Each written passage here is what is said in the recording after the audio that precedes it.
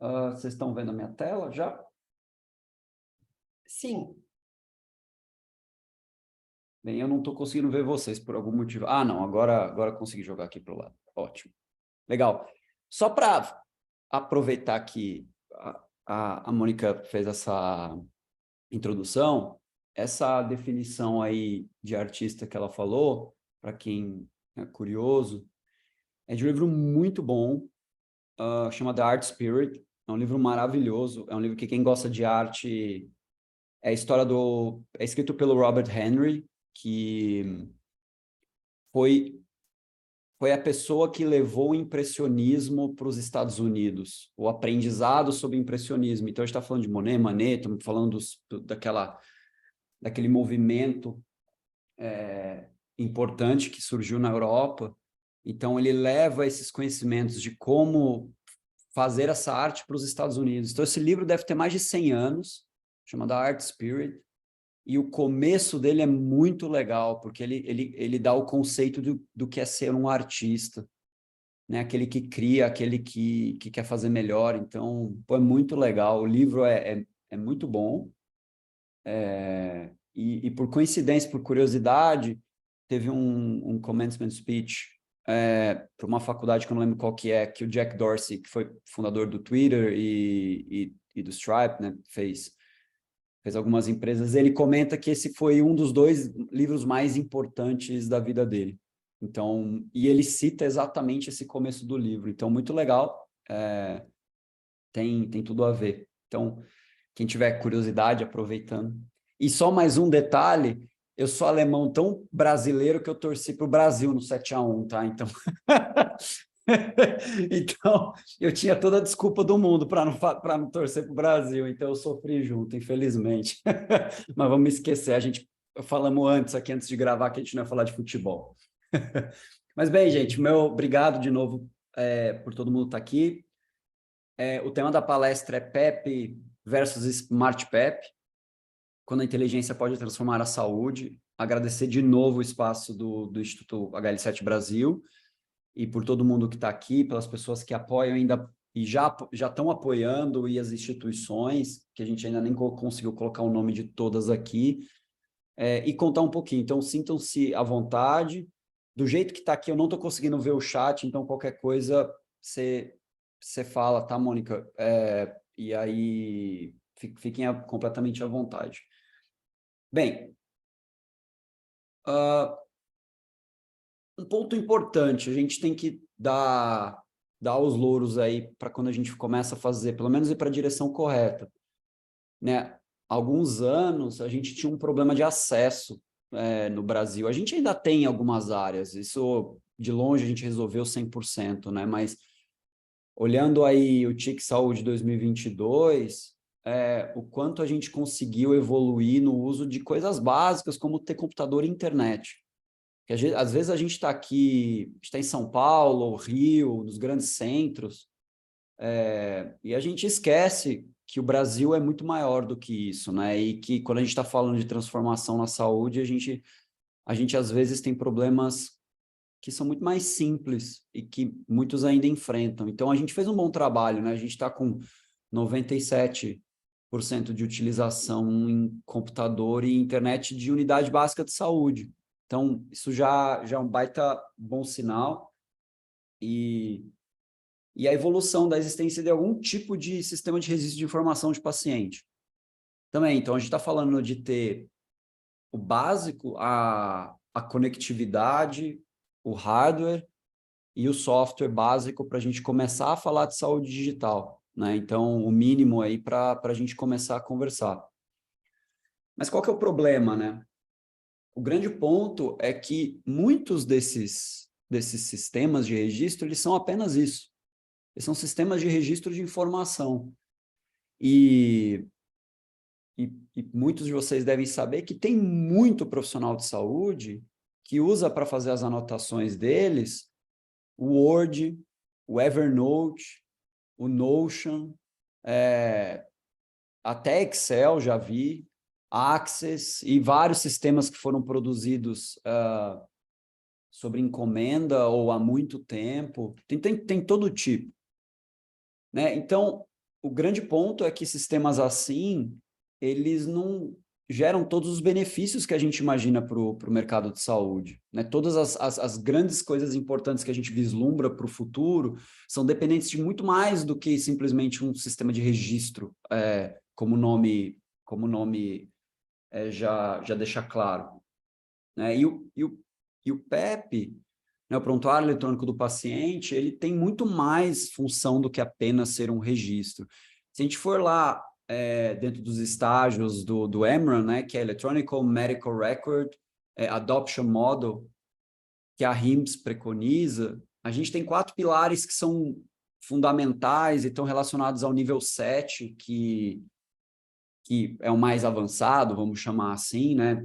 Desde o zero, que é a instituição não tem nenhum sistema, até um uso, uma adoção completa dos sistemas. A gente está falando de 4 pilares. A gente está falando de aperfeiçoar a segurança dos pacientes, garantir essa segurança dos pacientes, aumentar ao mesmo tempo essa adoção, aumentar a satisfação do paciente. E aqui a gente está falando de maneira ampla, tanto da experiência, vamos falar dos PRAMs, né? Então, Patient Reported Experience Measurements, e de PROMs, estamos falando de desfecho clínico, usando várias linguagens aí de saúde baseada em valor, o que a AISHON preconiza por aí.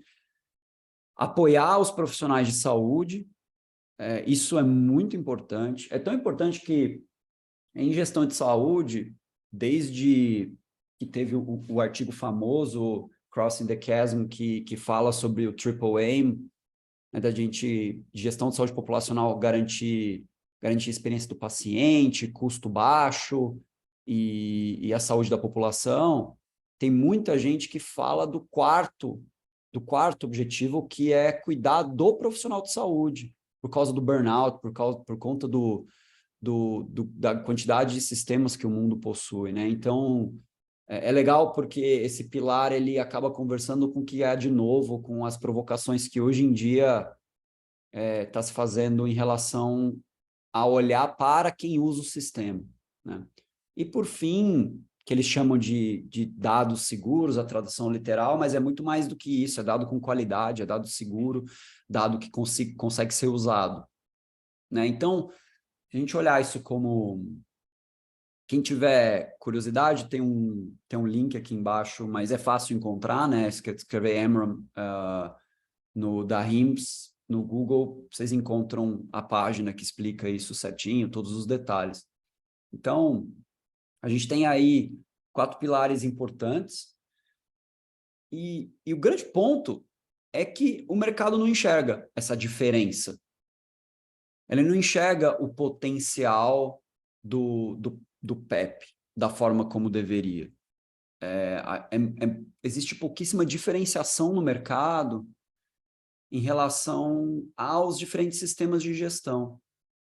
Isso percebido tanto por gestores, na média, vamos chamar assim, obviamente não são todos, e por profissionais de saúde, né? Muito se fala, sistema é tudo igual, prontuário é tudo igual, é tudo a mesma coisa, mas não é, claramente não é. Tem muito mais detalhe dentro de um sistema, tem muito mais informação para se colocar em relação ao que é um sistema que realmente pode impactar a saúde. Então, o que a maioria das empresas faz é tentar colocar uma lista de funcionalidades, uma lista extensa, e ainda tem muitas empresas que colocam como vantagem, vamos chamar assim, o número das diferentes funcionalidades. Eu tenho mais de 100 funcionalidades, mais de 200 funcionalidades, o que não é uma prova de valor necessariamente, né? Então, como que a gente muda isso, né?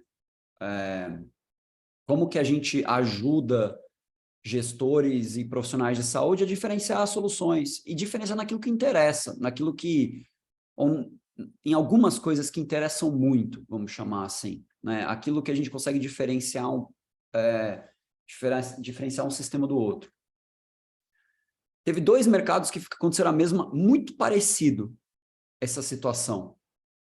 O mercado de celulares e o mercado de televisão, também tinha um problema de diferenciação muito grande.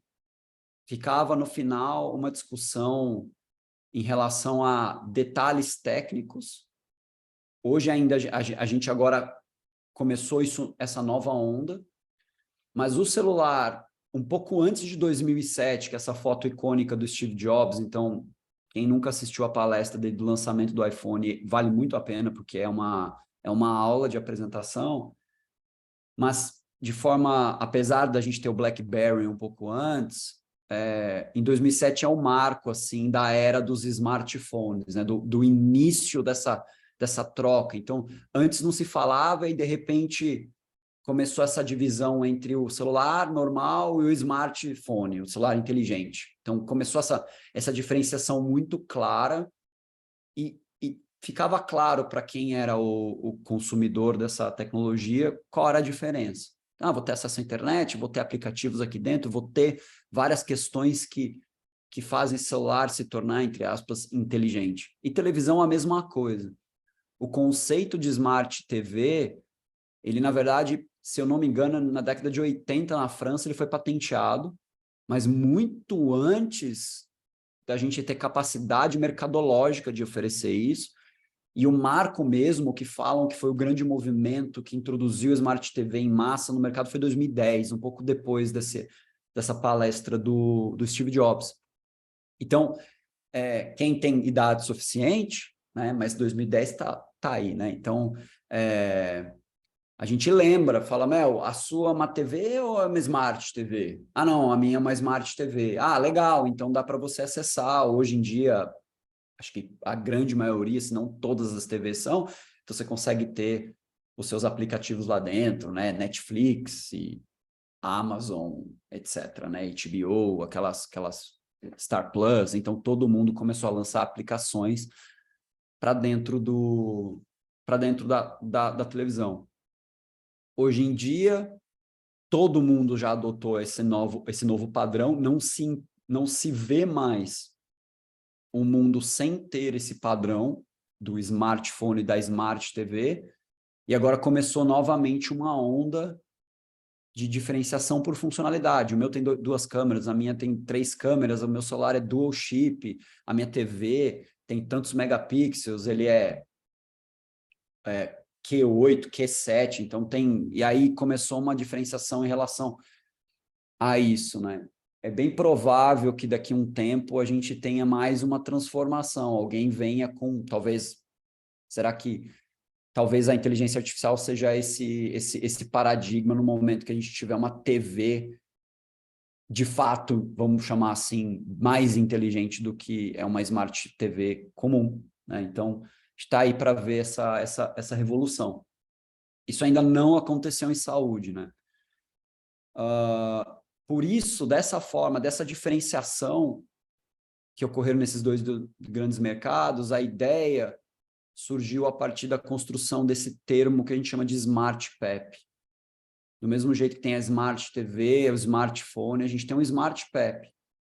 E deixar claro e ajudar as instituições, os gestores, os profissionais de saúde, quais são esses pilares, o que tem que ser exigido, o que é o mínimo que a gente deveria estar olhando para os sistemas, em linha com o que o mercado está precisando, dadas as discussões que a gente tem hoje de sustentabilidade do mercado, apesar desse termo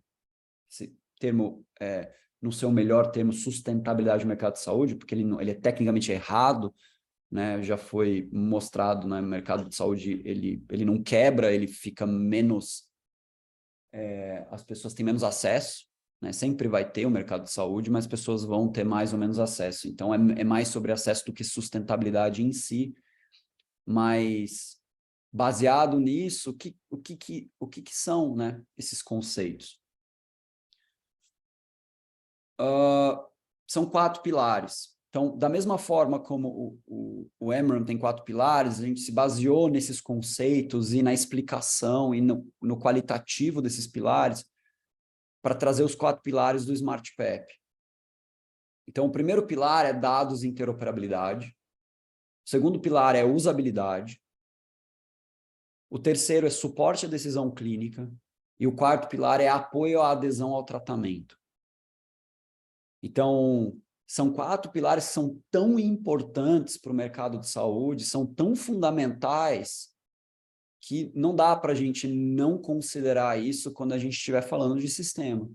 E a ideia aqui é que a gente, como transformadores, quem está nessa live, a gente compartilhar, co-criar e ajudar a desenvolver o mercado para conseguir fazer com que as empresas, quem esteja contratando, tenham os incentivos necessários para a gente poder ir nessa direção. O papel do Instituto HL7 no pilar número 1 é muito importante. O Guilherme, um pouco antes da gente estar gravando, falou bastante sobre o que ele está vendo na OPAS, né? Então, do que tem de novo, ele está lá. Então, é um trabalho muito grande, muito grande. E ele falou, pô, às vezes a gente está indo bem e a gente tem que trabalhar, não é nem para fazer a peteca ir mais para cima, às vezes é não deixar a peteca cair, porque é difícil, né? Não é simples, e a gente só vai conseguir vencer a barreira e mostrar a importância no momento que a gente criar um conceito simples e faça as pessoas aderirem e buscarem, irem atrás do conceito de uma maneira simples. Então, vamos explicar cada um. Eu me dei o direito de mostrar exemplos do que a gente faz na ProntMed. Não significa que é a melhor forma ou a única forma, mas para a gente poder mostrar o que é um Smart PEP e mostrar na prática o que a gente está fazendo nessa direção. Eu acho que todo mundo tem que seguir alguma coisa nessa linha para a gente conseguir fazer o mercado evoluir. Então, o primeiro, dados e interoperabilidade, né? O conceito básico por trás é terminologia clínica, ontologia, padrão, né, semântico e padrão de comunicação. No final é isso, porque no fim ele ajuda a gente a tomar melhores decisões. E não só o gestor a tomar melhores decisões, o próprio paciente a tomar melhores decisões.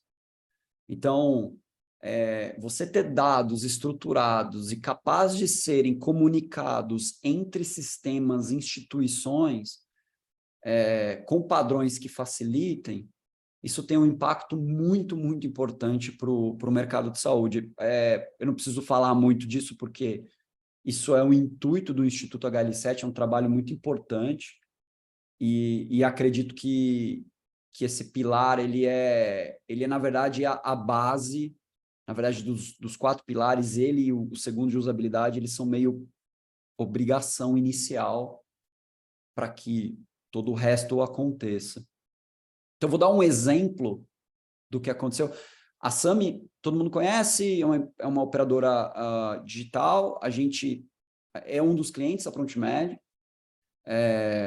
já praticamente desde o início, né? Eles estão com o plano deles, eles estão fazendo um trabalho muito interessante. Quem não conhece, acho que vale muito a pena irem atrás, seguir o Vitor, o Guilherme e a turma que está tocando o negócio e apoiar, né, ajudar, porque é uma tarefa difícil, né? É um mercado que é muito concorrido e que precisa de tecnologia, então muito legal. E eles têm parceria com vários hospitais, eles fizeram um case, e é público, da comunicação de dados clínicos entre os médicos que são da rede SAMI com o hospital de referência deles, que é a Beneficência Portuguesa, usando para isso HL7 Fire.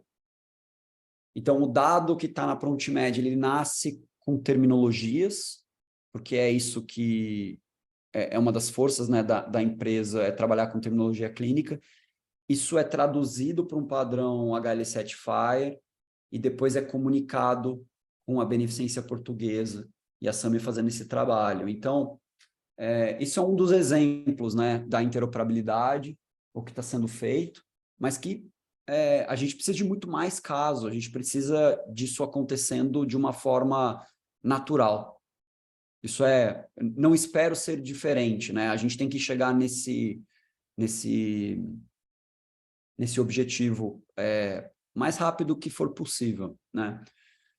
Outra coisa é que no momento que a gente tem dados, né, estruturados, a tradução para isso, para entregar para a gestão, é você construir dashboards clínicos, por exemplo. Então, aqui é um exemplo de dashboard clínico que a gente tem na Prontmed, a gente oferece. Aliás, até por coincidência, hoje a gente está mostrando algumas coisas de dashboard clínico de forma pública.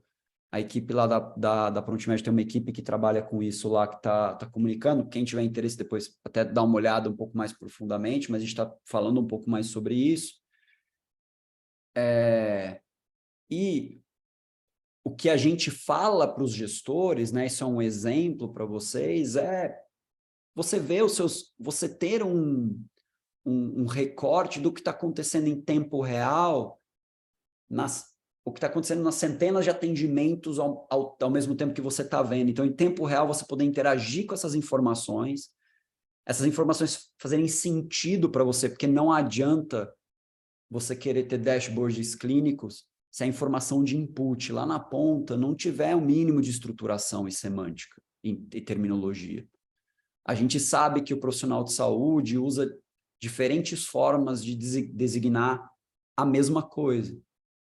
Então, a gente precisa trabalhar com esses conceitos para conseguir ver isso, né? E mesmo a nossa API de dados, então, a gente tem uma API que conecta com os nossos clientes, que são os gestores de saúde, que em tempo real eles recebem os dados clínicos, né? Baseado em LGPD, aquela coisa toda, obviamente, mas para conseguir ter o dado clínico, interagir eventualmente com outros tipos de dados que eles recebem, contas médicas, saúde ocupacional, etc.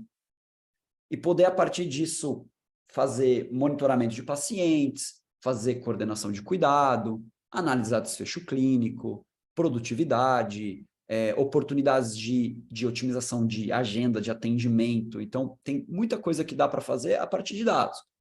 Né? O clichê em administração de empresa, né? Eu sou formado em administração, é quem não tem dado não gerencia, né? Então, na prática é isso mesmo. Então, o primeiro pilar de dados e interoperabilidade é sobre isso. É sobre a gente trabalhar com terminologia, a gente trabalhar com semântica, a gente trabalhar com padrões de interoperabilidade que permitem que a gente entregue dados para quem precisa do dado para conseguir fazer uma gestão melhor, tomar melhores decisões e consumir saúde de uma forma melhor.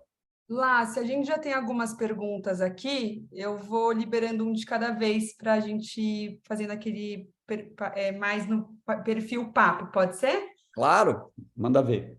Então, vamos começar aqui com o Raoni Nascimento Nogueira. Raoni, eu vou ler a sua pergunta enquanto eu te procuro aqui para poder te liberar o áudio e o vídeo. Sei que o áudio está liberado, Raoni. Quer fazer a sua pergunta aqui já para a gente, pelo áudio?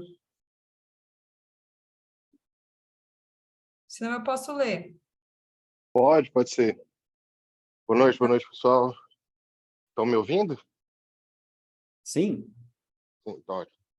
Lácio, eu hoje eu estou estudando e atuando muito com relação ao universo da RNDS, né? Claro. E o SmartPep me parece uma iniciativa do universo privado, né, vamos falar assim, semelhante à RNDS. É óbvio que com uma profundidade muito maior, porque o governo ele demora a enxergar função ou um resultado de fato naquilo que ele está coletando, né? Você acha que existe essa possibilidade de integração no futuro, de a gente chegar a, de fato, unir o universo público e privado na RNDS, centralizando todos esses dados, né, para facilitar, de fato, o atendimento e o profissional ter acesso a todas as informações do paciente, né? Com certeza. E complementando com uma outra pergunta, né, que é só voltando aqui na primeira, tem essa questão da ESD 2028, né, de informatizar as unidades básicas de saúde, né, as UBS. Eu acho que está meio distante de chegar lá, está muito perto para um objetivo muito ousado, vamos falar assim, né? Acho que está meio apertado esse prazo, mas tudo bem. E como é que você enxerga o interesse e a ação das software houses, né, das desenvolvedoras do sistema, em gerar essa integração de dados. Ou unificar, ou criar um modelo que seja mais interoperável. Então, se ele é interoperável, ele tem um padrão. Né? Se tem um padrão, essa transferência de uma instituição, de um sistema para o outro, vai ser muito mais simples e muito mais fácil. O que pode gerar um medo da turma que desenvolve sistemas. Como é que você enxerga esse angu de caroço todinho aí? Boa, ótimo. Excelente pergunta, viu, Raoni?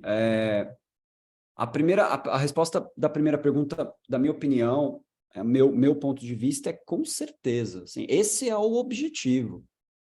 Né? No final do dia, a gente está construindo todos esses sistemas para a gente melhorar a saúde das pessoas. Esse é o objetivo no final.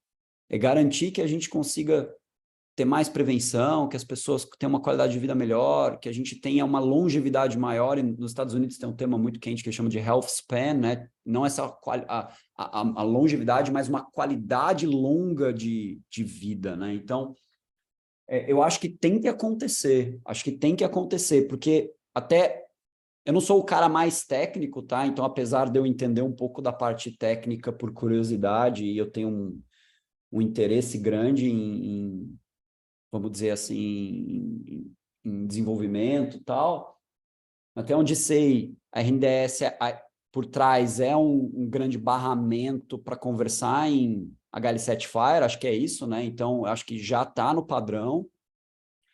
Então... Isso, é isso mesmo. Eu vou complementar rapidinho. É isso mesmo. Já está em Fire, né? Isso, exato. E o prontuário, ele não é para ser esse barramento. Ele é um sistema que vai imputar a informação e eventualmente vai receber. Ele vai ser uma via de recebimento e entrega de informação, porque lá na RNDS, e já aconteceu isso por conta de Covid, tem resultado de exame, tem laboratório, tem vários outros que vão integrar lá. Então, o que eu vejo, por exemplo, as Unimed estão com aquele projeto do RES deles, então fazendo um barramento também deles, entre eles, para que as diferentes Unimeds possam compartilhar dados. Então, eu acho que sim, tem que acontecer. Eu acho que é muito positivo que a RNDS já esteja falando em padrões, porque já dá o caminho para você querer se integrar. O ponto que eu sempre bato na tecla é que a gente tem que mostrar, para que aconteça, mostrar o valor disso estar integrado. O valor de você entregar o resultado ou a decisão de um paciente ter sido vacinado ou não, para se construir uma carteira de vacina e você poder viajar em outros países do mundo até entrar em estabelecimentos, tinha um objetivo muito claro de saúde pública, de interesse nacional, mundial, até para evitar que essa pandemia se fortalecesse, né? Então, o que eu acho que é bem importante para a gente... Um lado importante disso é a gente mostrar o benefício e a importância e o valor que a gente entrega a partir dessa integração. Dito isso, não é só apenas uma obrigação do governo ou das instituições do governo fazer isso. Acho que tem um papel muito importante, mas as software houses elas precisam se adaptar. Então, teve uma época que a gente falou muito de conjunto mínimo de dados em saúde. Não sei quem que leu sobre isso.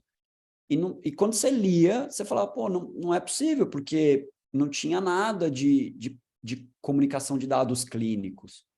Claro, porque não tem padrão de dados clínicos no Brasil. A gente é muito pobre em terminologia no Brasil. Então, a gente está fazendo muito esforço de vários grupos de trabalho para tentar criar terminologias em pedaços da jornada do atendimento, prescrição, a parte de diagnóstico, né, e vários outros pedaços que ainda estão na construção. Então, e a ideia por trás da gente criar um selo não é chamar de selo, mas um conceito de Smart PEP. Fala, olha, para você analisar um sistema, ele tem que ter algumas características, dentro elas, precisa gerar dados estruturados e ter a capacidade de interoperar, vai fazer com que o mercado pressione a software house. Então, sim, é um problema, porque, pô, qual que é o benefício como software house de eu gastar esforço, dinheiro para ficar integrando, sendo que o benefício não necessariamente vai ser meu? Ok, só que a gente tem que se adaptar à LGPD, todo mundo tem que fazer de qualquer jeito. Por quê? Porque o mercado, não só o governo colocou, mas o Brasil tem aquela sina, tem aquele negócio da lei que pega e a lei que não pega, né? Essa é uma coisa incrível do Brasil. E essa lei pegou. Por quê? Porque o mercado se mexeu.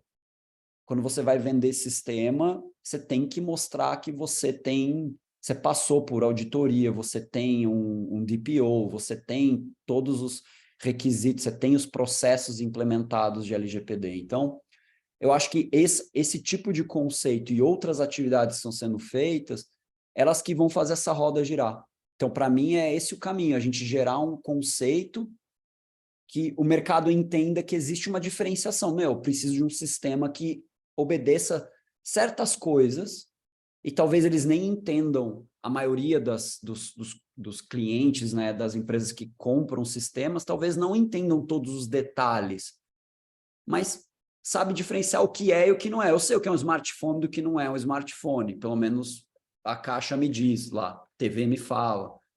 Então, eu não sei todos os detalhes. Então, mas acho que esse é o caminho. Então, a ideia de ter um conceito que unifique algumas coisas importantes é exatamente para garantir que quem consome esse tipo de tecnologia tem a capacidade de exigir ou de incentivar, vamos chamar assim, inicialmente incentivar e depois exigir. O mercado vai ter que se adaptar, né? Porque isso é importante para o mercado de saúde. Agora o Gui, né, o Guilherme, o presidente do HL7, fez uma pergunta também, depois o Reinaldo e o Felipe. Opa, Lassi, deixa eu colocar um elemento aqui. É o Guilherme que está falando. Queria colocar um elemento para você me ajudar. Hoje, como é que na sua ideia de Smart PEP, né? E fazendo um paralelo com o que aconteceu nos Estados Unidos, que é o problema do seguinte: todo mundo já entendeu e está a LGPD dizendo que você tem acesso aos seus dados. Que os dados pertencem a você. Mas o problema é como fazer isso. Aí, no começo dos anos 2010, essa discussão pegou muito forte nos Estados Unidos e o governo americano falou assim, galera, ou vocês fazem ou a gente vai fazer. O que vocês preferem?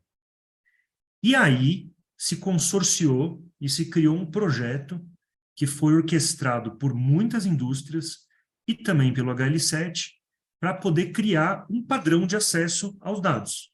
E esse padrão de acesso aos dados, então, de que quando você requisite seus dados, você, pessoa física, faça uma requisição dos seus dados, ele tem que ser uma coisa eletrônica e, quer dizer, sem trololó. É um botão que eles já chamaram de várias coisas, e eu tinha até uma época que tinha o botão azul lá, que você podia pegar suas informações. Como é que você vê isso? Que a gente não tem esse grau de clareza no Brasil ainda. Você vê que, por exemplo, a ideia de um Smart PEP é uma antecipação à requisição facilitada dos dados naquele local onde ele foi imputado? Eu acho, principalmente porque é o que você falou, Gui, o que ajuda, um dos elementos fundamentais é você ter um padrão, uma forma de fazer. Então, aqui é uma conversa no sentido de como é que o mercado vai enxergar as soluções.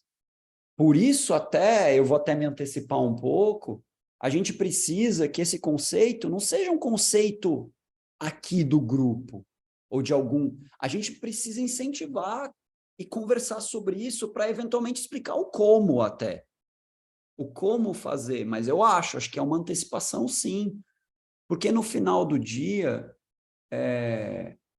a lei para isso já existe no Brasil.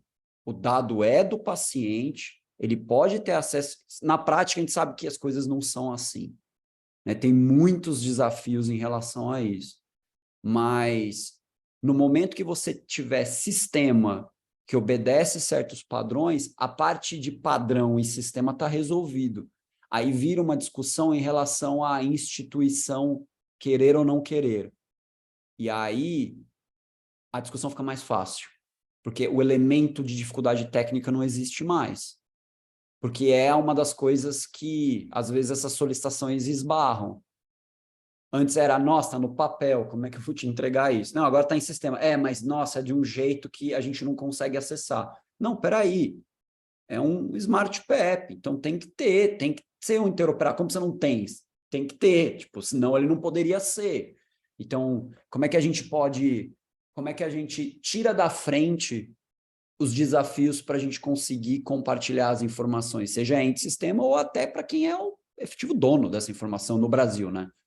No caso dos Estados Unidos é um pouco diferente a legislação, mas eu acho sim, acho que é uma ótima pergunta e uma baita provocação importante.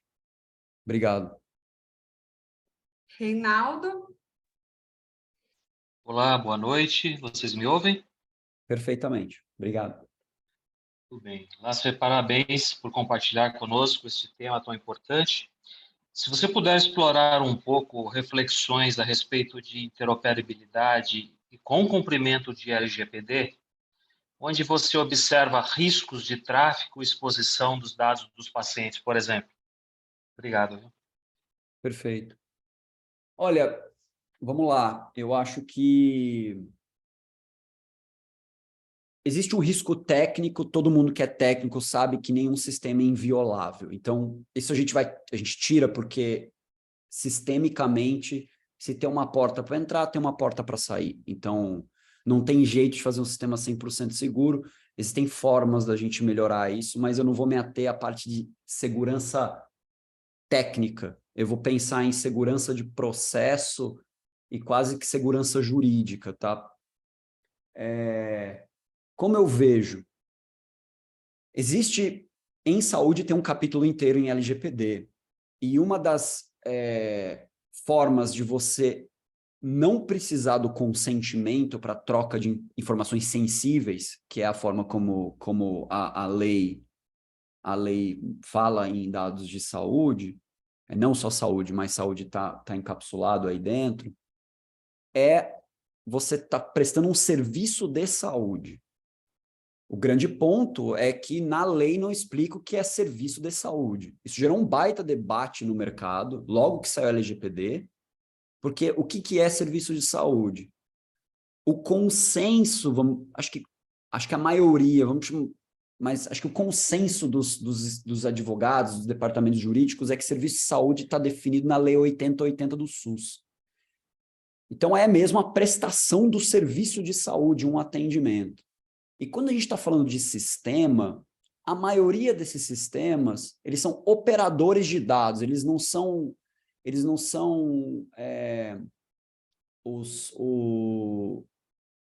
é titular, ele não é o... Esqueci agora o termo da LGPD, depois se alguém quiser colocar no chat, eu esqueci.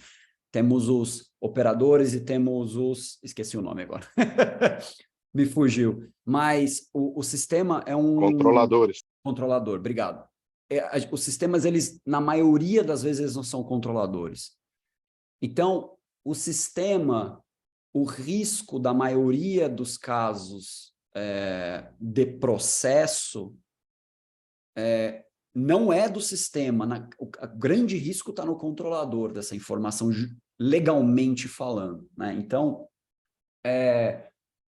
eu entendo que para a prestação de serviço de saúde, você está bem resguardado, os sistemas estão bem resguardados. Então, por isso que volta no meu ponto inicial, quando a RNDS criar os casos do porquê que aquela informação tem que estar lá e por que ela vai ser usada, porque o objetivo por trás da LGPD é a empresa falar o porquê que ela vai usar aquela informação. E aí, a partir disso, você pode definir as bases legais para você poder usar ou não aquela informação. Então, saber o porquê é o fundamental. Se for serviço de saúde, o sistema está bem protegido. E quando é uma troca de informação, uma instituição vai trocar informação com o paciente e com alguma outra instituição para oferecer algum benefício para o paciente, mas que não esteja caracterizado dentro dos serviços de saúde, pede o consentimento. Porque se for de benefício para o paciente, ele vai dar consentimento. Ah, eu vou ganhar um desconto no medicamento. É um benefício. Vai facilitar o meu processo de agendamento de um procedimento. Pô, a minha vida vai ficar mais fácil, então eu vou dar o consentimento. Então, o risco para as instituições é a gente não definir claramente os casos de uso. É assim que eu enxergo. Então, se isso estiver bem claro, e quando a gente fala de interoperabilidade, a gente explicar, estou te mandando esse conjunto de dados aqui, e eu tenho claro o que vai ser feito, e isso está bem contratualizado, o risco para as empresas, né, envolvidas nisso é muito baixo. Do lado do paciente, no entanto, existe o risco da falta de entendimento. Que esse é um ponto importante que aconteceu na GDPR, né, na Europa. Então, quando teve o início da LGPD aqui, a gente trouxe vários cases de uso da GDPR e a grande crítica à GDPR era que não estava na prática ajudando os pacientes. Isso mudou, foi pré-pandemia, ou começo da pandemia. Isso mudou, o pessoal na Europa agora tem já um grupo bem a favor, assim, vendo benefícios, mas o ponto era burocratizar o processo inteiro e o paciente, de fato, não estar protegido na prática. Né? Eles falaram muito numa uma estrada para o inferno pavimentada de boas intenções. Era a tradução literal que eles estavam usar aqui no Brasil. Então, pessoas bem influentes. Então, o risco para o paciente é a falta de clareza, de novo, do porquê que aquilo é importante. Então, é engraçado que no South by Southwest, eu acho que o de 2019, a Amy Webb, que é uma mulher que fala de futuro, ela teve um slide dela, chamava assim, Privacy is dead, acho que é isso. A privacidade está morta, não tem mais. Só que aí veio o GDPR, veio um monte de coisas e a gente falou, não, tá, mas não tá, né? Porque tá todo mundo discutindo, então tendo processos na Europa sobre uso indevido de dados, teve o caso de Apple junto com o Facebook, que aconteceu no que aconteceu, de você não compartilhar mais informações. Então, muito pelo contrário, acho que está mais viva do que nunca a história da privacidade, o risco para o paciente, a falta de entendimento. Acho que e aí é um trabalho grande da gente poder explicar. Pessoal, o Felipe levantou a mão um tempinho, vou deixar o Felipe fazer a última pergunta, daí Marcos, a gente vai deixar o Lácio continuar um pouquinho mais, que a gente já está um pouquinho de tempo aqui nas perguntas, senão ele não vai conseguir terminar de apresentar. Então, Felipe, por favor, faça aí seu questionamento, depois a gente retoma, tá, Marcos? Opa, boa noite. Pode deixar, doutora, eu vou ser bem breve. Lácio, primeiramente, parabéns pela apresentação. Aí você vê que é um tema que tá difícil até terminar a apresentação, então é muito interessante. A minha pergunta é a seguinte: hoje a gente tem o algoritmo GPT, que hoje é muito falado do uso na saúde. Perante a LGPD, o meu entendimento, eu gostaria de ver se você concorda, a partir do momento que você coleta os dados do paciente por consenso, você pode anonimizar esses dados e trabalhar esses dados para estatísticas, para os dashboards. Isso a LGPD permite. Você não tem nomes, você não tem nada, e você pode ter tendências, né? E IA, né, ela não tem, ela não vai trazer diagnósticos, ela traz tendências. Qual é o risco de uma clínica entender que a inteligência artificial ela vai trazer tendências para serem feitas análises para apoio a decisões e não decisões E não confundir que isso são diagnósticos de inteligência artificial, isso deve ser algo de apoio a estudos. Então, e qual é o risco de pequenos dados, pequenos volume de dados, trazerem tendências que podem não ser reais perante aquela clínica, porque eu vejo que não é necessário você ter todos os dados de um país para você ter algumas tendências, iguais as empresas têm dashboards de algoritmos de aperture e funciona muito bem, o risco de clientes saírem, então tendências daquela um hospital de pessoas que ele atende, tendências de terem alguma doença, tempo de internação, eu acho que poderia funcionar muito bem. Mas o risco de confundir diagnóstico com análise de tendências de como que você vê isso? Tá.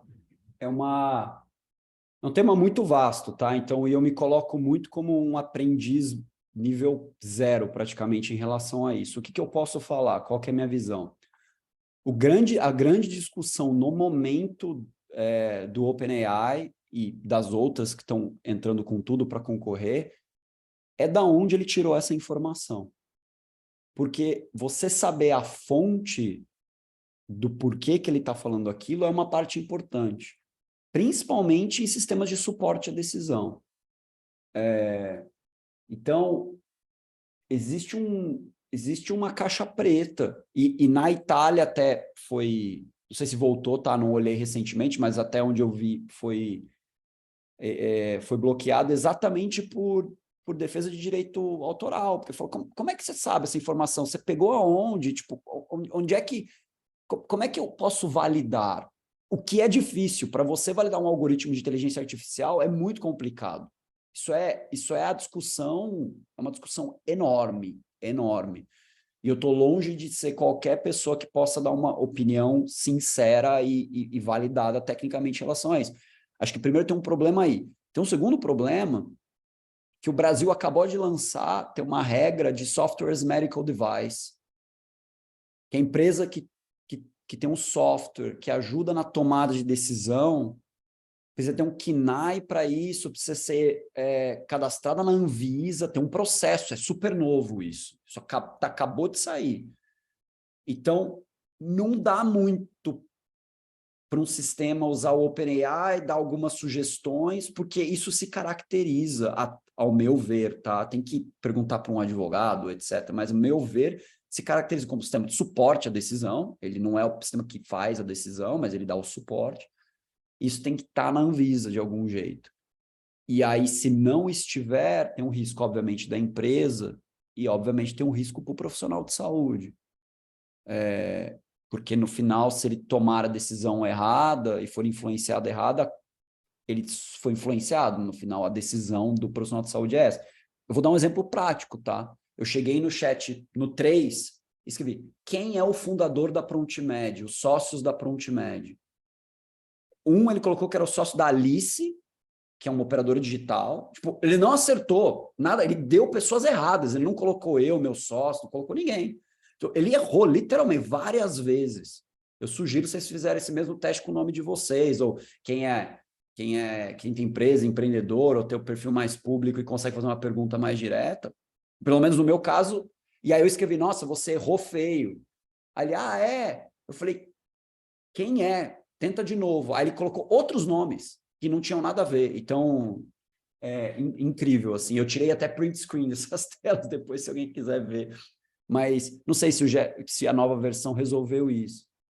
Mas o grande ponto que eu vejo para o Brasil, que cada país tem uma legislação diferente, para uso na saúde, a gente vai ter que entender um pouco de fonte e como é que isso está minimamente enquadrado nas regras que o Brasil tem. Não necessariamente eu concordo com todas as regras, muito pelo contrário, acho que tem regras boas e regras ruins, mas a gente tem que seguir aqui um pouco como a banda toca. Então, eu vejo esses possíveis riscos, mas também me coloco toda à disposição para falar que eu estou completamente errado e eu vou aceitar, porque eu realmente tenho um conhecimento muito superficial sobre o tema. É de ver podcast do Sam Walton, ver as pessoas que entendem, mas de forma superficial, não conheço. Então, é o que eu consigo contribuir para essa conversa. Bem, então vamos continuar. Segundo pilar, que tem a ver com o pilar de suporte do médico. Usabilidade. Não adianta para a gente ter dados clínicos estruturados, interoperáveis, se o sistema não é fácil para o médico usar, o profissional de saúde usar. Porque, lembra, o objetivo da consulta não é preencher um prontuário ou um sistema de registro, seja o que for. O objetivo é cuidar do paciente. É a mesma coisa a gente falar, não, a gente vai ter que ter um sistema de ata de reunião que é maravilhoso, só que é muito difícil de usar. Você não vai usar. Você vai anotar no papel ou no pedaço de Word e vai fazer a reunião, porque o objetivo é fazer a reunião e não anotar a ata da reunião, né? Tanto que no início, e até hoje a gente brinca que o concorrente do prontuário não é o outro prontuário, é o papel. É a forma mais simples de fazer, né? Então, e aí o conceito de usabilidade não adianta a gente dizer que o meu sistema tem muita usabilidade, porque isso não é mensurável. E hoje, a melhor forma, talvez não seja ideal, mas a melhor forma da gente resolver isso é em relação a NPS. É a forma que já está validada, todo mundo usa para diferentes coisas. Então, os sistemas eles têm que perguntar para o médico se ele recomendaria aquele sistema para o colega dele. E a gente ter essa nota pública. Porque isso vai dar certeza para quem está comprando que, de fato, você leva em consideração, e tem processo para isso. Aí, então, eu trouxe o caso da ProntMed, tá? Que a gente tem, na verdade, um grande orgulho em relação a isso. A gente pergunta assim, a cada 3 meses, de forma automática no sistema, a gente não tem controle nenhum sobre isso, a gente faz essa nota, faz essa pergunta, e eles respondem. Hoje, nosso NPS está em 61. A gente tem 72% dos médicos, dos milhares de médicos que usam ProntMed, dando 9 ou 10, e 11% dando 6 ou 0. E aí podem colocar um comentário aqui embaixo, vem os mais diversos comentários, vem, o sistema trava. Fala, mas o sistema está online faz 2 meses, não tem problema nenhum, mas é um problema de internet, então a gente sofre com isso.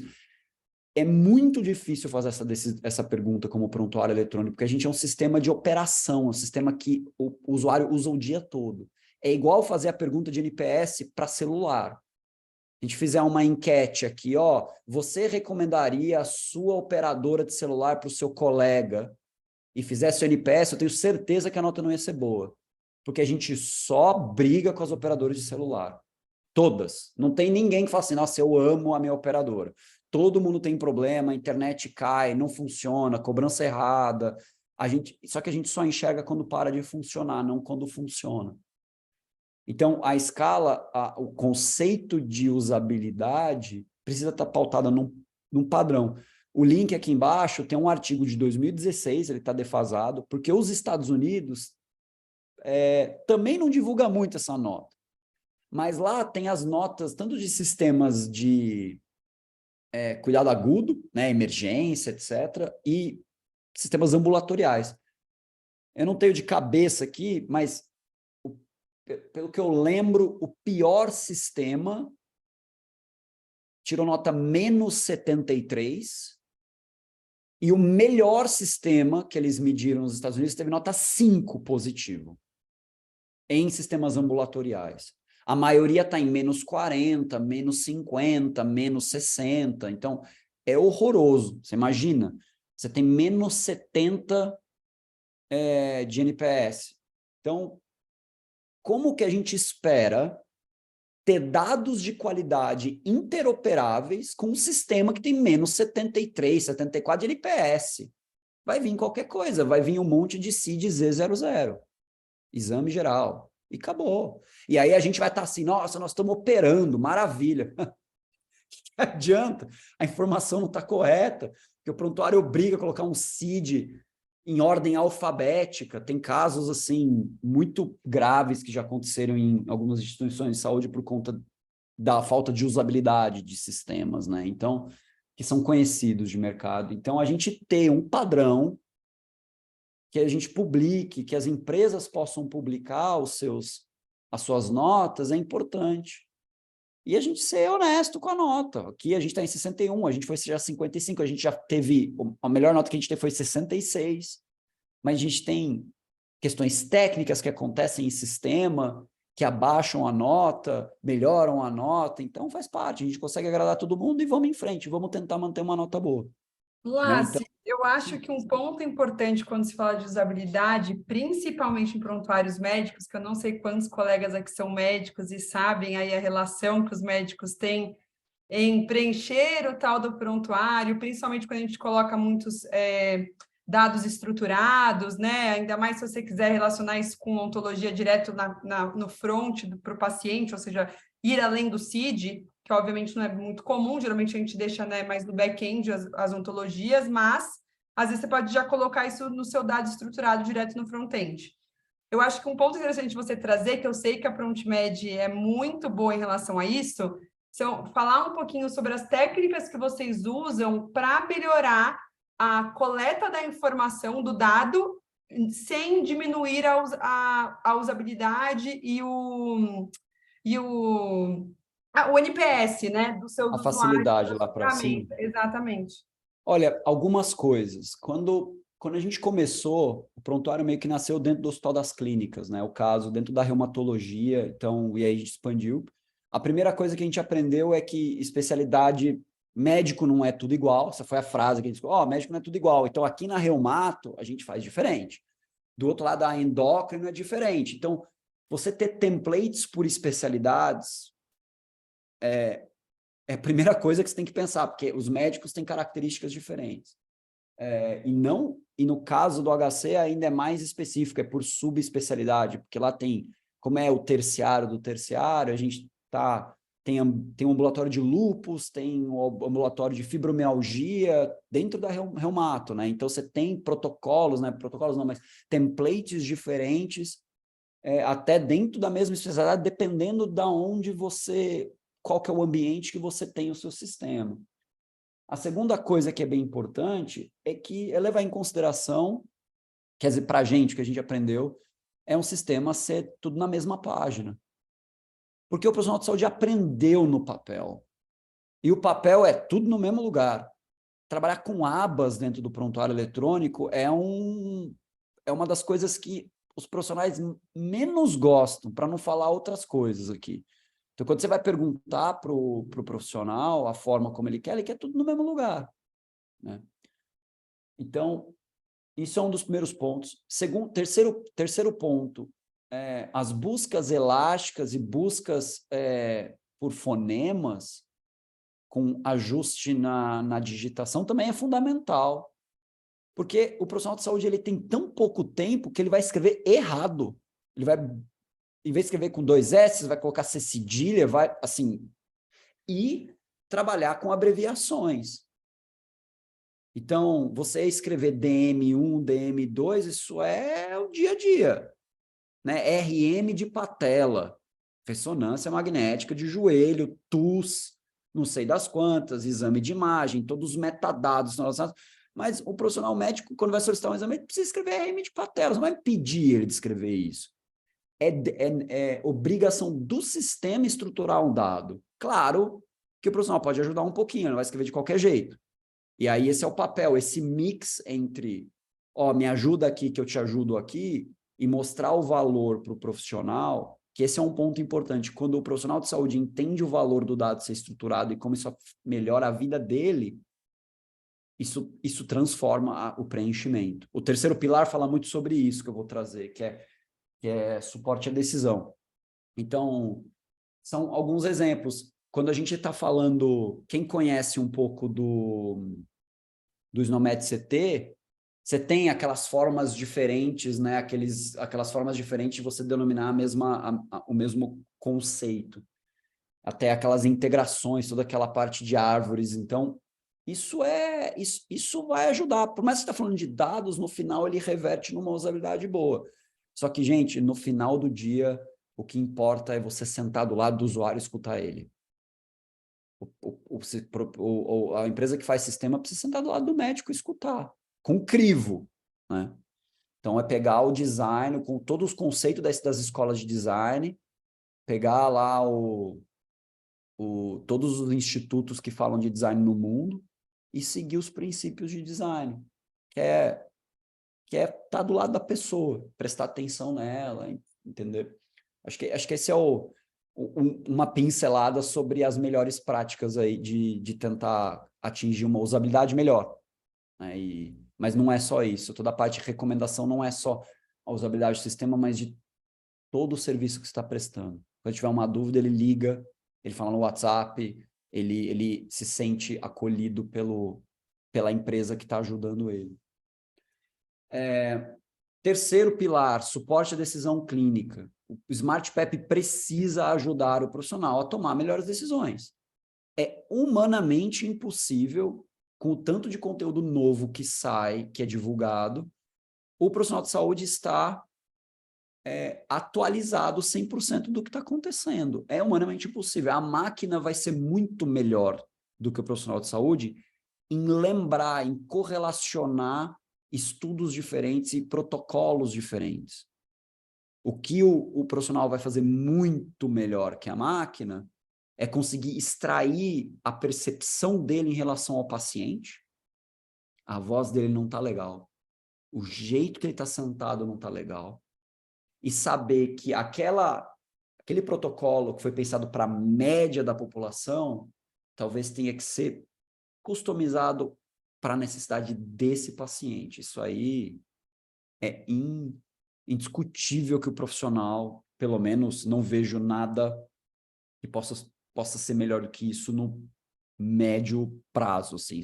Talvez no longuíssimo prazo, não sei se eu vou ver isso na minha vida, mas o sistema precisa, o prontuário precisa dar suporte para o profissional de saúde, principalmente sobre um aspecto de pertinência, que esse é um dos temas mais importantes atualmente no mercado, será que o que eu estou fazendo ele é pertinente para aquele paciente? Porque se não for, claro que tem um risco do paciente, que é um dos pilares lá da HIMSS, mas tem uma questão de custo. O quanto de desperdício, agora está saindo na mídia para caramba sobre fraude, etc., mas e o que não deveria ser feito e está sendo feito? Nem estou falando de fraude, é mesmo coisas novas que estão acontecendo e que a gente pode ajudar o profissional de saúde a tomar melhores decisões. O sistema está junto, do lado. Que vai evoluir muito. Que vai evoluir, a gente tem essa história, essa pergunta que teve agora anteriormente sobre ChatGPT, como é que ele pode ajudar. Provavelmente, essa vai ser uma das áreas que mais vai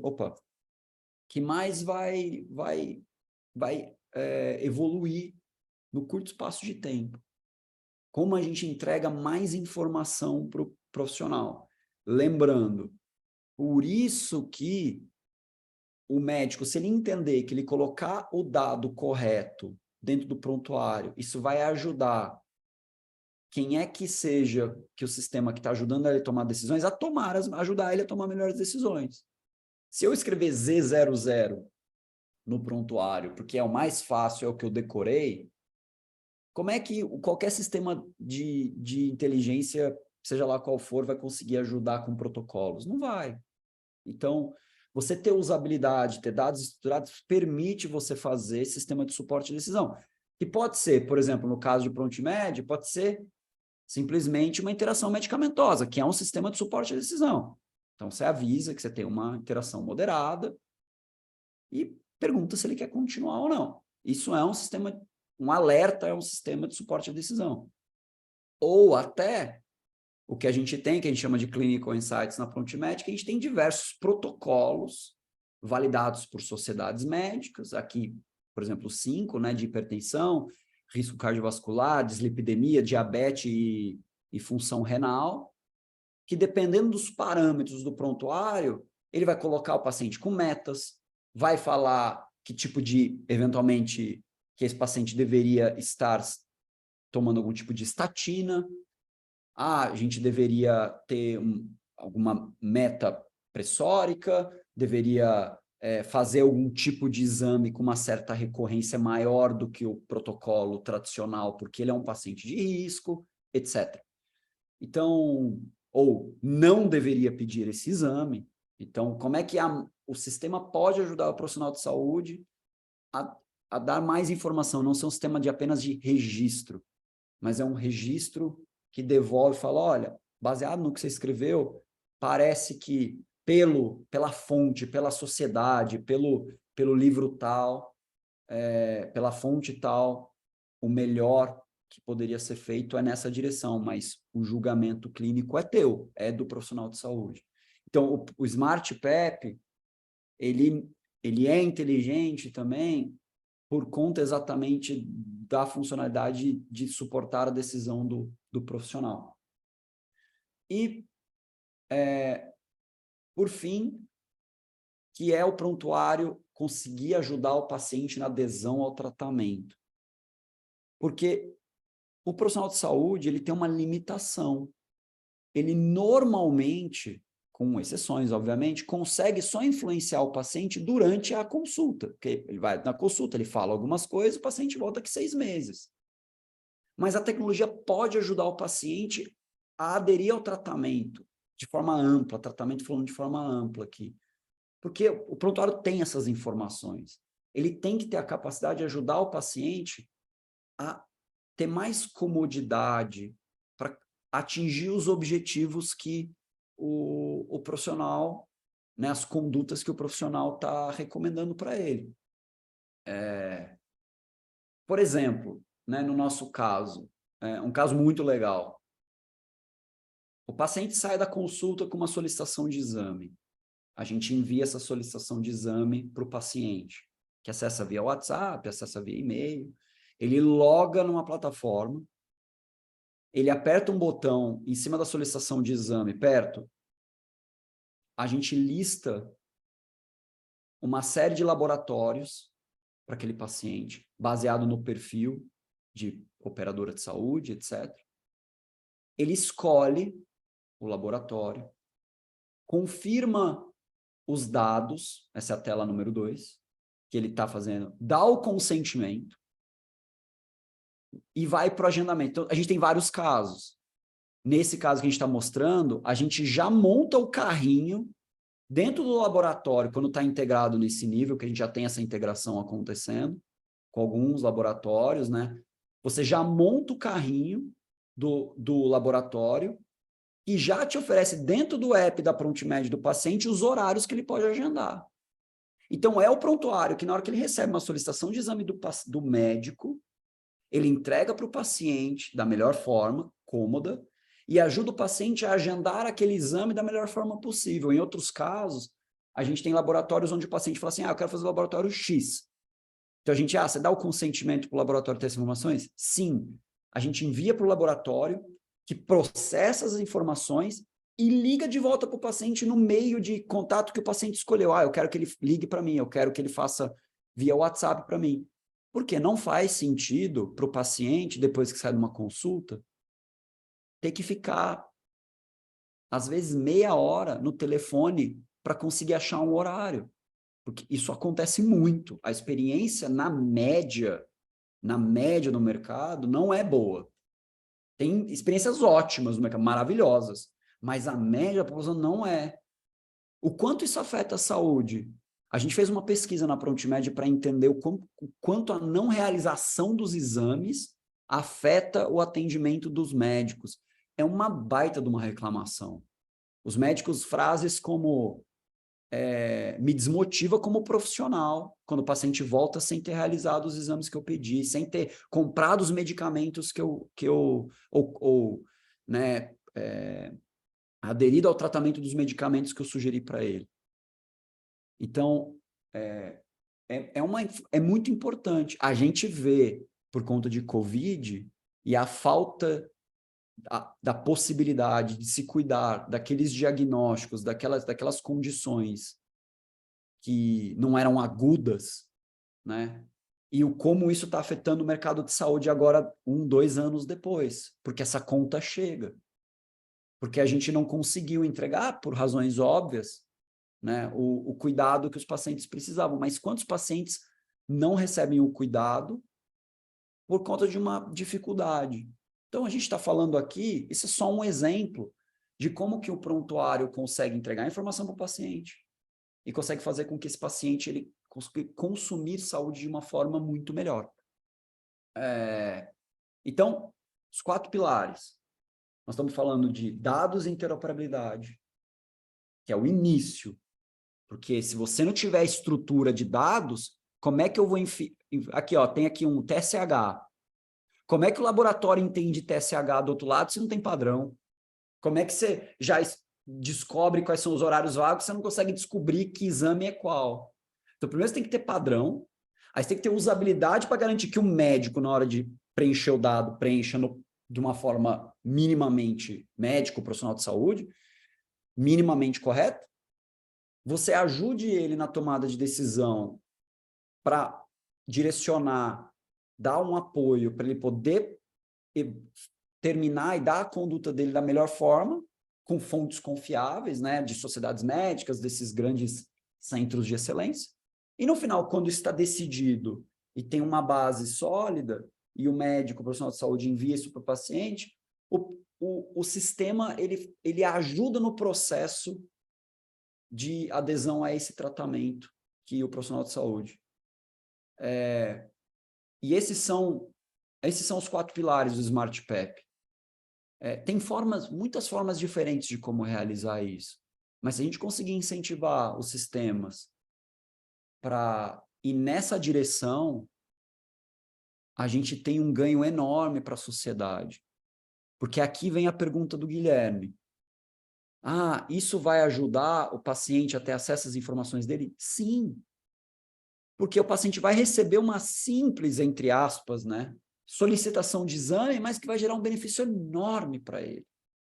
Para facilitar a adesão a esse tratamento ou a compra do medicamento. Tem outras empresas que fazem isso super bem, que já integra com a farmácia. Então, que é entregar o dado do paciente para ele conseguir consumir saúde, né, da melhor forma. Então, você tem que entregar o dado, mas tem que ter padrão, tem que ter conceito.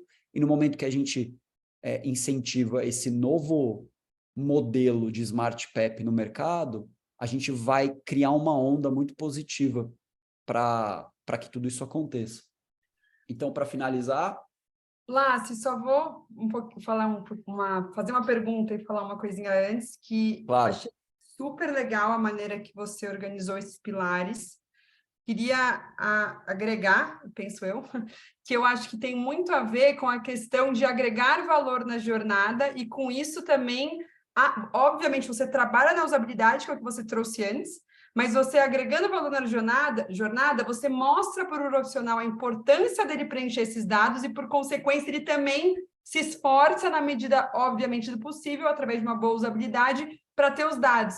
Porque é aquela coisa, quando a gente trabalha em dados em qualquer área, né, aqui até saindo da saúde, pensando no geral, é muito mais fácil de você convencer o seu usuário e ter ele do seu lado, colocando o dado da maneira correta, no momento correto enfim, a informação de qualidade, confiabilidade, rastreabilidade, etc., tendo um valor no final para ele. Então, achei muito legal que você traz coisas que a gente fala muito aqui no mercado, né? A interoperabilidade é importante. Por quê? Porque o sistema precisa entender o porquê.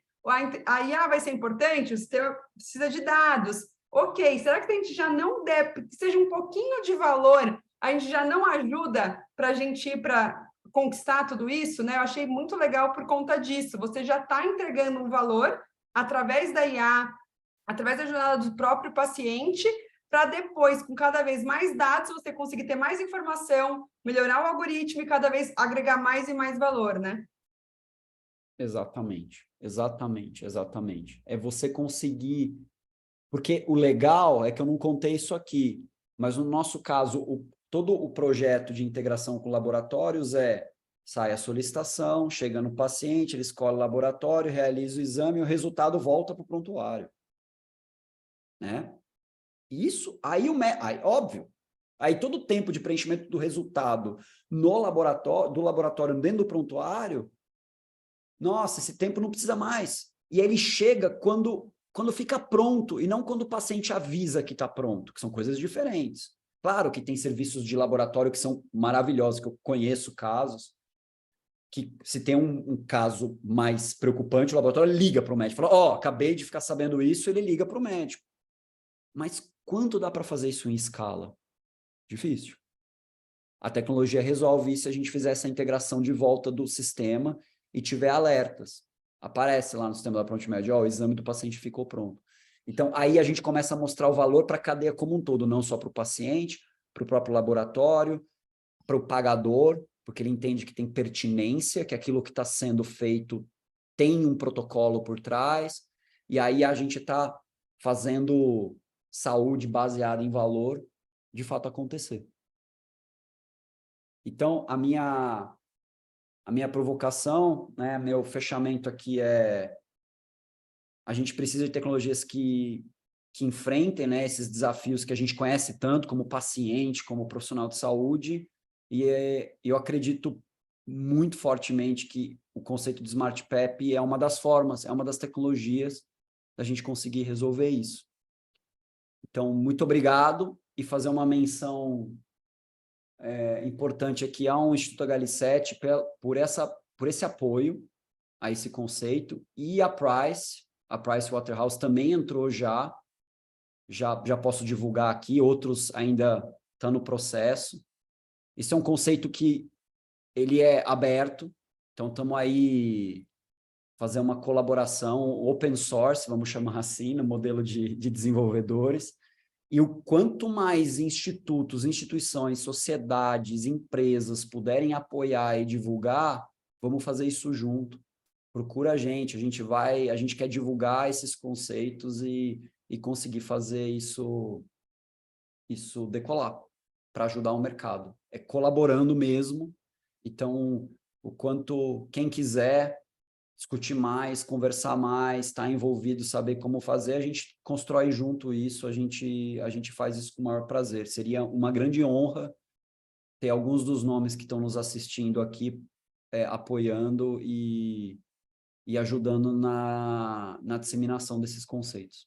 Então, muito obrigado, e me coloco aí esses últimos minutos à disposição para perguntas, se tiver. Pessoal, se alguém quiser fazer alguma pergunta, levanta a mão, que fica mais fácil para eu poder liberar vocês aqui, mas os áudios já estão liberados. Queria aqui, em nome do HL7, agradecer a participação do LACE, foi incrível essa palestra, foi, assim, muito conteúdo muito interessante, mostrando como a interoperabilidade pode agregar valor, que eu acho que é o mais importante, né? A gente precisa realmente mostrar isso de forma objetiva. E em relação à colaboração, bem no comecinho, antes de um pouquinho da palestra, a gente estava falando justamente disso, né? De como no ambiente de inovação é importante a colaboração. Então, até falando aqui das ontologias, o HL7 faz parte de algumas iniciativas, algumas pessoas do HL7, em relação à tradução das ontologias para o português, porque a gente tem as ontologias, elas estão disponíveis, mas elas não estão traduzidas, então isso gera uma dificuldade para o nosso dia a dia real da interoperabilidade, estimular laboratórios, empresas e etc. a compartilhamento de dados, usar interoperabilidade, estarem prontas, pelo menos, para participar desse ecossistema de interoperabilidade, né? Então, quanto mais pessoas estiverem envolvidas e, com certeza, aprendendo junto com o LACE, como a gente agrega valor na jornada fazendo isso, é muito, muito importante. Então, a gente tem 3 pessoas aqui que levantaram a mão. Marcos, vou colocar você aqui primeiro como co-host, então você já pode abrir o seu vídeo, o seu áudio, tá bom? Vou colocar meu e-mail no chat, então fiquem à vontade se alguém quiser me comunicar. Me conectem no LinkedIn também é uma forma boa.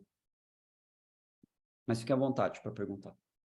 Olá, pessoal. Eu não vou abrir o vídeo aqui, que eu estou com a iluminação bem ruim, mas, primeiramente, parabéns mesmo, é um tema muito importante. Eu sou analista de integrações na Unimed Campinas, então, assim, é um tema que é minha área de atuação. Nós já temos uma integração laboratorial desde 2014 aqui na Unimed Campinas, o app que o usuário tem acesso, ele permite, inclusive, a questão de permissões, onde o usuário ele escolhe o nível de acesso a essas informações, né?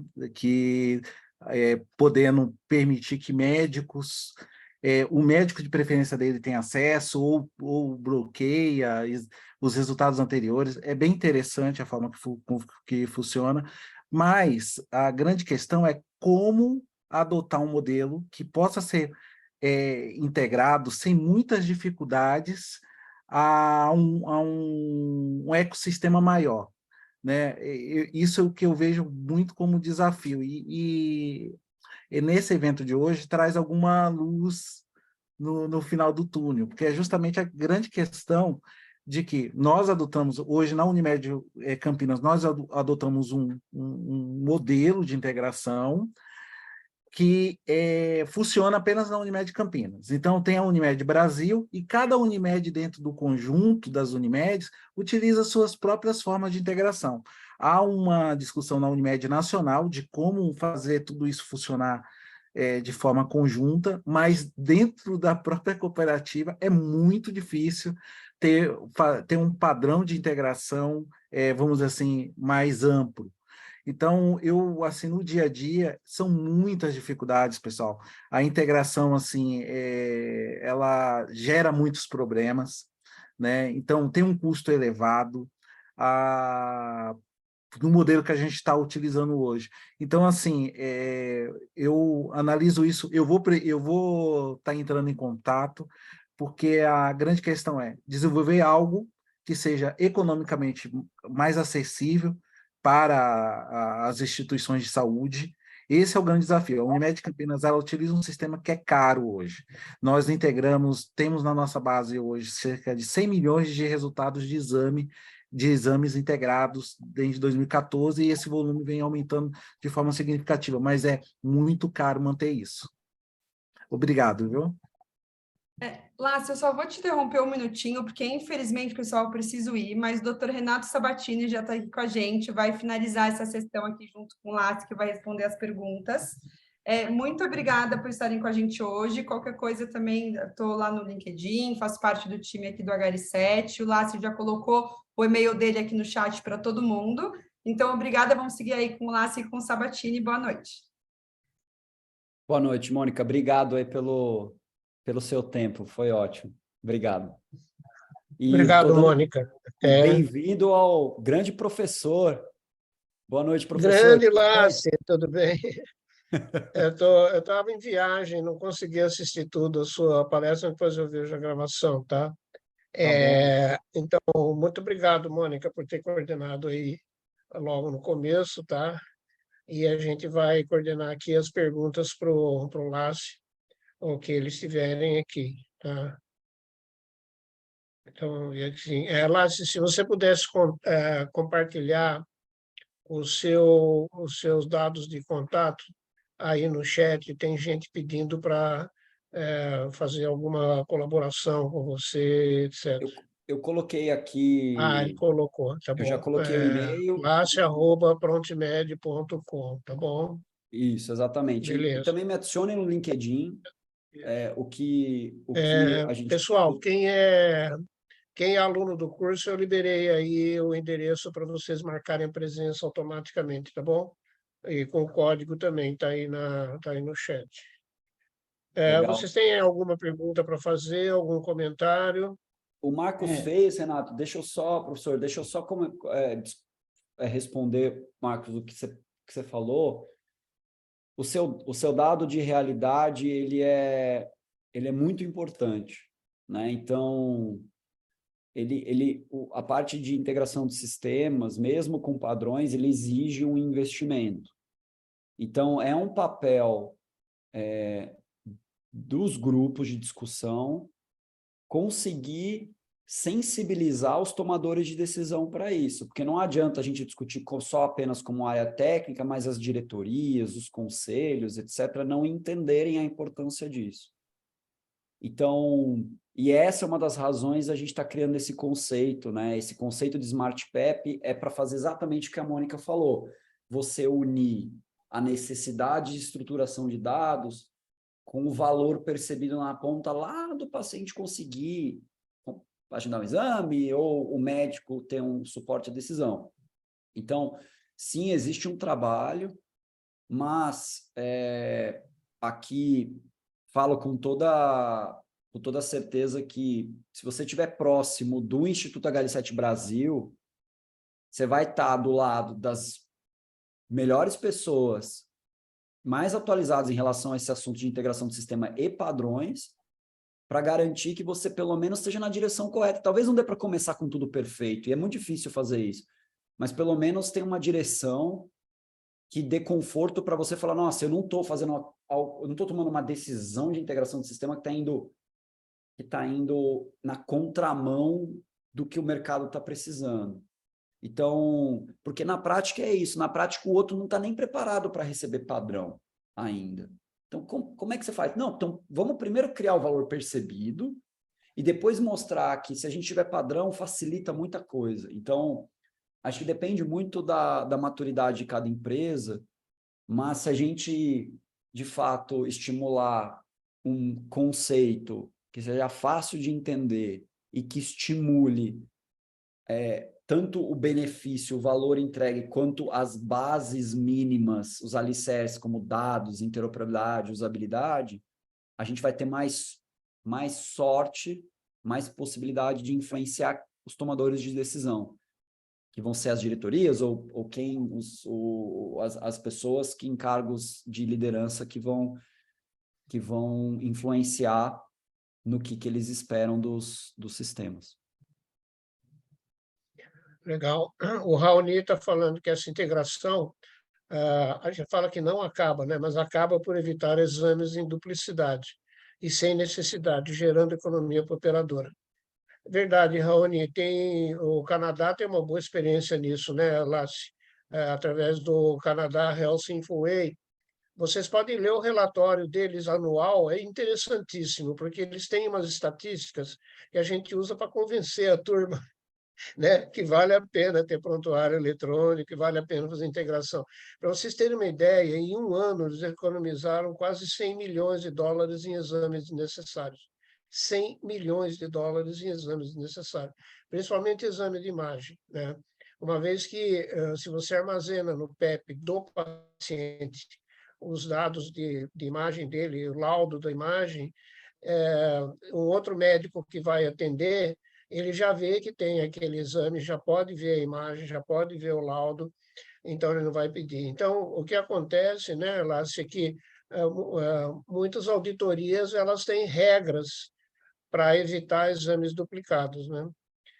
Justamente porque eles não têm integração. Então, por exemplo, não pode fazer uma ecocardiografia em menos de 6 meses da última.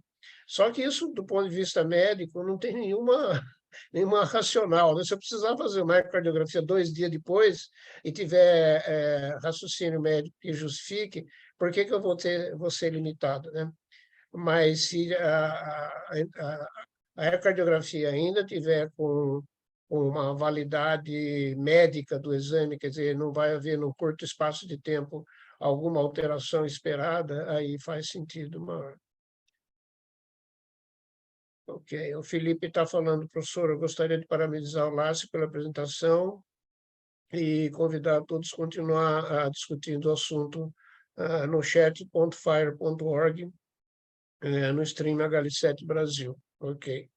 Esse chat.fire.org, para quem não sabe, é da HL7 International lá. E lá nós temos, o Brasil tem um stream lá que vocês podem fazer perguntas, vocês podem fazer sugestões, etc. Beleza? Beleza. Alguém tem... Nossa, obrigado, professor, até por dar esse exemplo. Se alguém tiver mais uma última pergunta, me coloca à disposição, mas a gente também respeita ao tempo de todo mundo. A nossa palestra era até às 9h30. Também fiquem à vontade. Se tiver alguma pergunta, eu tenho mais uns minutinhos. Se não, a gente consegue encerrar e conversar em outros momentos, se tiverem interesse. Fiquem à vontade para perguntar, caso queiram. Ok, obrigado pela informação. Pessoal, acho que nós estamos chegando no nosso limite, né, que era 9h30, mas às vezes dá para a gente ficar conversando, a gente pegar uma cervejinha, um vinho, dá para ficar conversando até meia-noite sobre todos esses assuntos fascinantes, né? Mas tem muita gente elogiando você aqui, e eu acho que vai ficar a gravação, quem não conseguiu entrar, Nós tivemos aqui mais de 80 pessoas no pico, então foi uma das nossas palestras que teve mais gente interessada, viu? Lá, você pode ficar... O recorde de 2023 é totalmente seu, tá? Ah, que bom, fico Ok, ou feliz. seja, o tema que você usou, qualquer coisa que usa o tema Smart, né, chama bastante atenção hoje com o chat GPT, do jeito que está rolando por aí, e todo mundo querendo ser Smart, né? Mas não é exatamente assim que funciona. E depois eu pediria que você mandasse o PDF dos seus slides, se você concordar, porque aí a gente coloca lá junto da gravação para quem quiser rever os seus slides com toda a rica informação que você deu aí. Tá bom, claro, Tá bom, claro. então, muito Eu mando obrigado em nome do mando para HL7 você. Brasil, da Diretoria de Educação, pela sua excelente contribuição no ciclo de palestras do Instituto HL7 Brasil, e vai ficar perpetuado aí com muita honra num dos melhores lugares, tá bom? Muito obrigado, professor. Obrigado a todo Ok. mundo. Obrigado ao Instituto HL7 Brasil por essa oportunidade. Obrigado a todo mundo que esteve aqui. Obrigado a cada um de vocês. Foi uma honra, de verdade. Um grande prazer. Passou rápido aí a palestra e me coloca à disposição. Uma boa noite. Boa Obrigado. noite, Tchau, pessoal. tchau. Bom final de semana para todos aí. Tchau, tchau. Tchau, tchau. Boa noite, pessoal.